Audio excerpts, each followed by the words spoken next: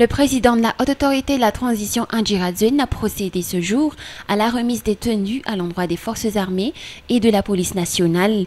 Il s'agit de tenues fabriquées par une société chinoise, approvisionnant également les militaires des Nations Unies. Nos éléments des forces armées et ceux de la police nationale seront fiers de leur allure grâce à ces nouveaux effets vestimentaires. Outre les tenues, Indira Duen a également promis de leur offrir des véhicules dans la réalisation de leurs activités. Ce qui a été effectué ce jour est la deuxième remise de matériel à l'endroit des forces armées malagasy, réalisée par le numéro 1 de la transition. Parmi les matériels offerts à l'armée, 12 320 tenues camouflées, 13 970 rangers et d'autres accessoires tels des jumelles professionnelles, des ceintures militaires, des gourdes, des sacs à dos hydratants, des couvertures, des tenues sportives ainsi que des chaussettes. La cérémonie de remise de ces matériels a eu lieu au siège du CAPSAT à Fiadanan. Notons que ces matériels seront ensuite distribués dans toute l'île et chaque entité recevra sa part. L'on sait que, mis à part ces matériels, d'autres véhicules seront mis à la disposition de l'armée malagasy. Indira Duen a de réitérer que l'armée brillera à la prochaine parade militaire du 26 juin prochain.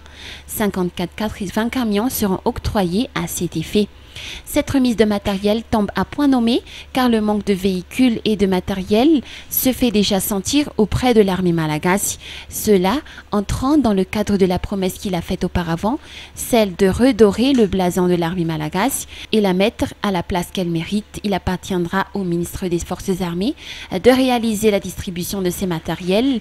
Les 29 régions et commandements militaires pourront en bénéficier.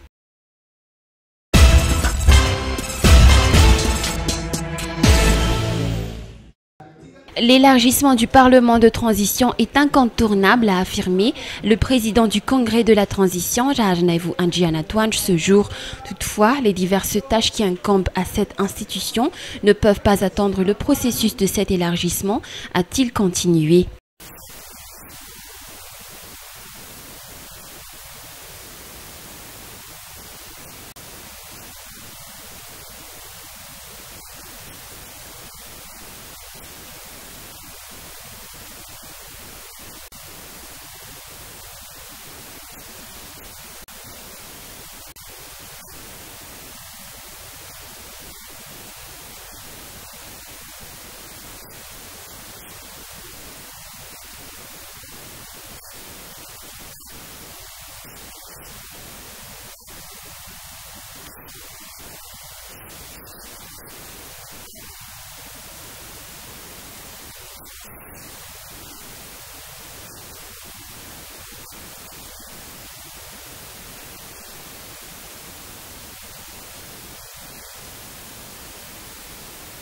Le Congrès de la transition s'attaque donc à partir de ce jour à une réunion d'examen et de débat sur les propositions et projets de loi qui lui sont soumises.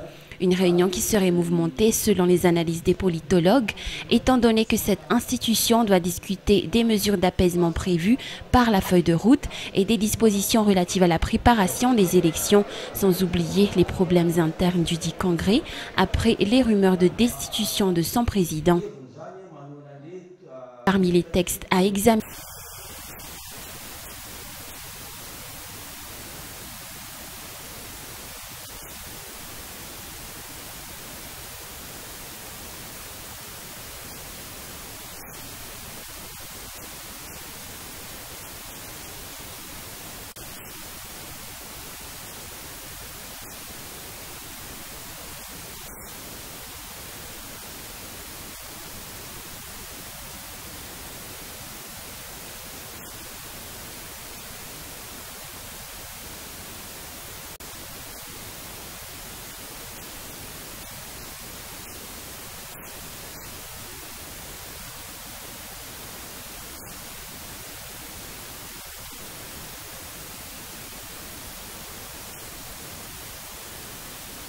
du Congrès de la transition a reçu le projet de code électoral et attend le projet de loi d'amnistie.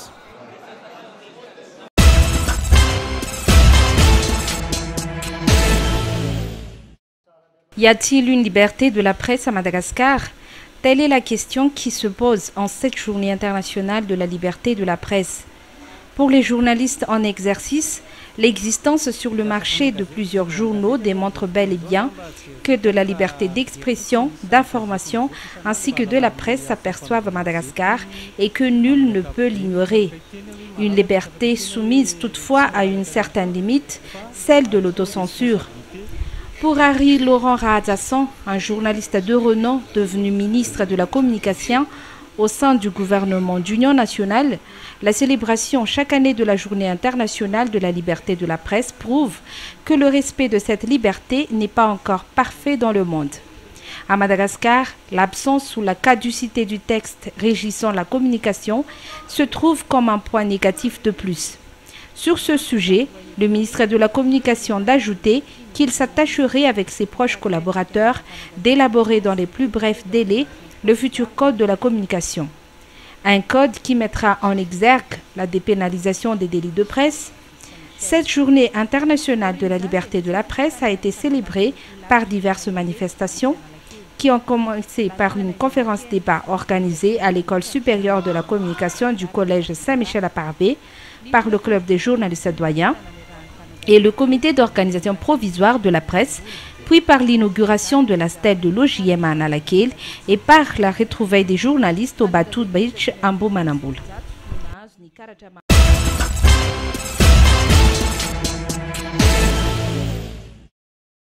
La tenue de l'événement TEDx dans la Grande Île, événement initié par la Fondation Akbar Ali, entrant dans le programme d'action de lutte contre les cancers gynécologiques, intitulé Projet for a Woman, se présente comme une opportunité majeure pour le pays. Il s'agit là, en l'occurrence le 14 mai, du premier TED de cette ampleur en Afrique orientale et australe, et donc évidemment dans l'océan Indien.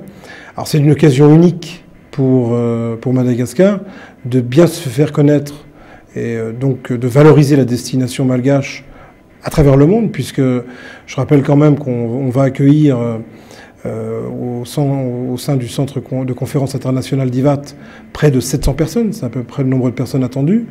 Sur ces 750 personnes attendues, nous aurons 250 VIP, et dans ces 250 VIP, à peu près 40 conférenciers, dont 25 internationaux. Et ces 25 personnes internationales viennent de 10 pays différents et couvrent quasiment tous les continents, hormis l'Australie. Donc on a aussi bien des personnes qui vont venir d'Europe, qui vont venir d'Inde, qui vont venir des États-Unis, d'Afrique, et peut-être même éventuellement, puisque nous sommes en attente encore d'une confirmation, de Russie. Donc il s'agit effectivement d'une occasion rêvée de présenter les atouts, comme je le disais tout à l'heure, de Madagascar à tous les niveaux, pour faire en sorte que l'image qui soit véhiculée à l'étranger soit positive.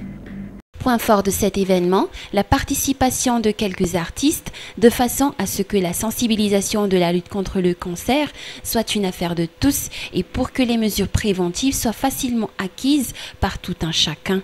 On a voulu faire participer les artistes puisque le format de conférence, enfin le type de conférence plus précisément qu'on organise le 14 mai prochain, c'est un talk show à l'américaine et l'objectif, ça n'est pas de faire une conférence trop spécialisée ou en tout cas pas suffisamment ouverte pour le grand public, mais de faire une conférence un petit peu ludique qui donne envie aux personnes d'entendre parler de ce problème qui est de plus en plus important ici à Madagascar.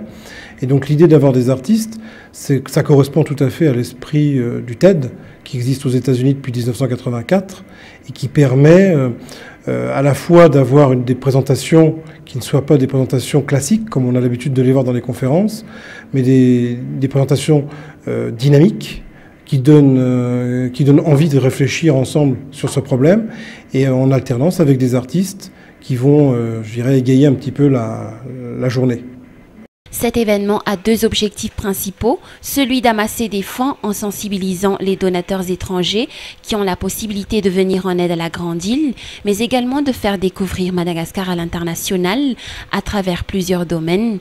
Durant la première année de ce programme d'action, 3 régions ont été dépistées et sont en cours de dépistage, entre autres la Haute-Matziach, Analamang et Bouéni. Le problème majeur qui n'est pas à épargner dans l'éradication ou la prise en charge de cette maladie, le traitement tardif de la maladie. Puisque culturellement, les femmes malgaches ne vont pas voir un gynécologue pour plein de raisons. Il y a les aspects culturels, mais il y a aussi les aspects financiers, puisque ça coûte quand même de l'argent et c'est pas toujours facile. Donc on a effectivement trop souvent un diagnostic qui est tardif. Le gros problème, c'est que quand il y a un diagnostic tardif, on n'a malheureusement souvent pas la possibilité de prendre en charge le traitement à temps. Et ça se traduit assez malheureusement, dans 60% des cas aujourd'hui encore, par une fin tragique pour la femme malgache. Donc on a effectivement aujourd'hui, et c'est le cas du projet de la Fondation Akbar Ali, intérêt à insister beaucoup sur la sensibilisation et faire en sorte que la femme malgache, de manière un peu plus générale, aille voir et aille se faire diagnostiquer éventuellement l'un de ces types de cancers.